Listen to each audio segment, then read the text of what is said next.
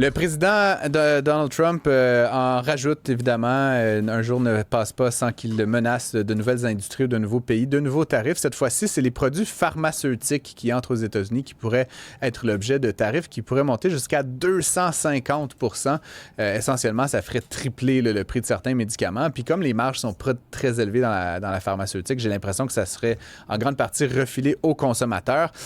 Pour tout savoir, tout comprendre, on a fait une partie, j'en parle avec Bertrand Bolduc, qui est pharmacien et copropriétaire de Galenova. Bonjour, M. Bolduc.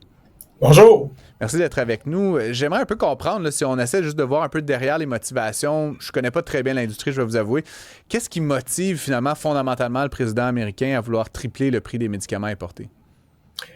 Je pense que la première motivation, c'est le fait que, et il a raison, le prix des médicaments aux États-Unis est extrêmement élevé.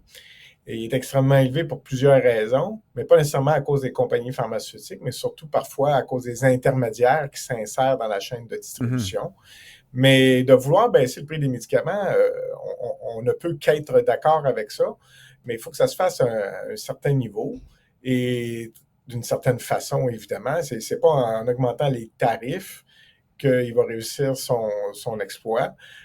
Mais ceci étant dit, je pense que il y a une certaine rationnelle derrière l'objectif. Maintenant, comment on va faire ça?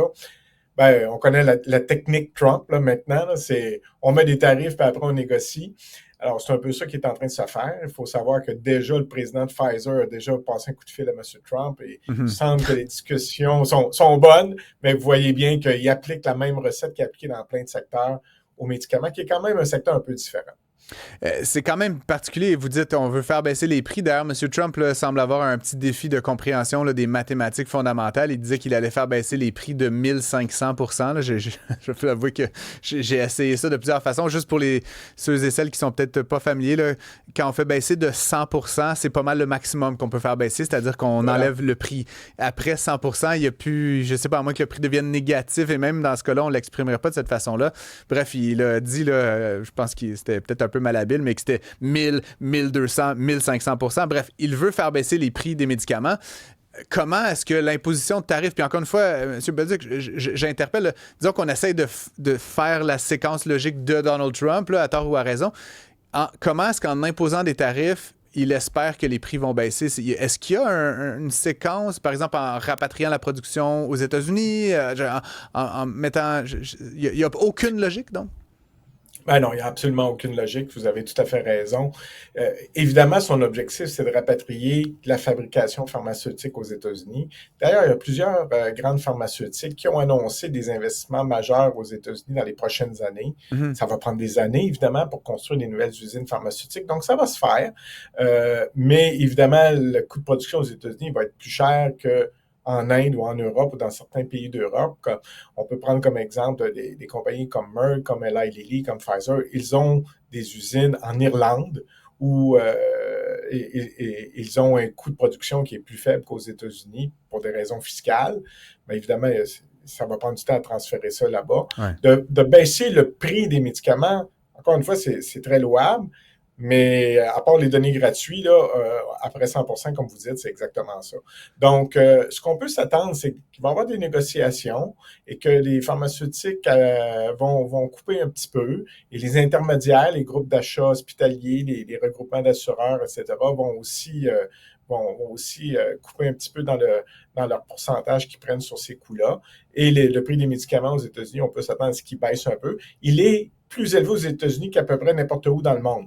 Alors, au Canada, on paye nos médicaments moins cher qu'aux États-Unis. Donc, nous, ça nous affecte moins. Jusqu'à un certain point, s'ils imposent des tarifs, la première chose qu'on va avoir, c'est qu'on va peut-être avoir moins de rupture de stock ici. C'est ce qui déjà serait positif pour nous. Est-ce que le Canada est un exportateur net de médicaments? Est-ce que les États-Unis sont un marché pour nous? Est-ce qu'on en fabrique ici qu'on envoie? Encore une fois, ma question, est-ce qu'on va être au Canada impacté par ces tarifs-là s'ils vont de l'avant avec les 250 %? On n'est pas un exportateur net, mais on en exporte. On a plusieurs sociétés tant innovatrices que génériques qui fabriquent. On a aussi des fabricants, ce qu'on appelle des façonniers, donc des fabricants en contrat pour d'autres sociétés à Montréal, à Toronto et un peu ailleurs qui exportent aux États-Unis. Donc, on pourrait être affecté un petit peu. Ceci étant dit, nos entreprises sont pas folles. Ils savent ils ont vu venir là, avec les tarifs là, sur les biens en général d'avance que ça pourrait arriver. Moi, j'ai des amis qui ont des entreprises qui ont déjà envoyé aux États-Unis plus d'1 an de stock.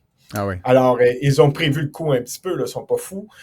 Donc, à court, moyen terme, il y aura peut-être pas un an de stock. Oui, ben, c'est des médicaments qui sont bons pour 2, 3, 4 ans, donc on peut en envoyer d'avance. Oui, c'est juste qu'on immobilise quand même du cash, je veux dire, des entrepôts. Là, c'est pas 1 an d'inventaire. Là, je compatis avec eux.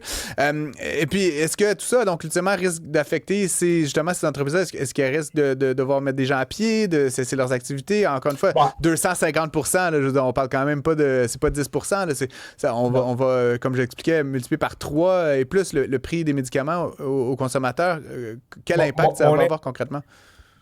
Court, moyen terme, absolument aucun impact. Long terme, ça va se régler d'une façon ou d'une autre. On le sait toujours. Le président Trump finit toujours par avoir son 10-15 là. Puis je regardais l'index des actions des compagnies pharmaceutiques aujourd'hui, il est à peu près stable. Alors, ça n'a pas vraiment d'impact. Les gens savent qu'ils montent ses gros bras, ils montent ses grands chevaux. Il y aura des négociations, il y aura un petit peu de give and take et que ça va se régler dans les prochaines semaines. On jase, là, mais dans l'éventualité où M. Trump allait de l'avant, puis que les prix, effectivement, là, je sais pas, un médicament qui était 30 soudainement, il est de 120 là, ou 100 est-ce qu'on pourrait imaginer qu'il y ait comme un tourisme pharmacologique, c'est-à-dire que les Américains viennent ici acheter des médicaments? Est-ce que c'est quelque chose qui est envisageable selon vous? Je veux dire, est-ce que ça se voit ailleurs dans le monde? Ouais?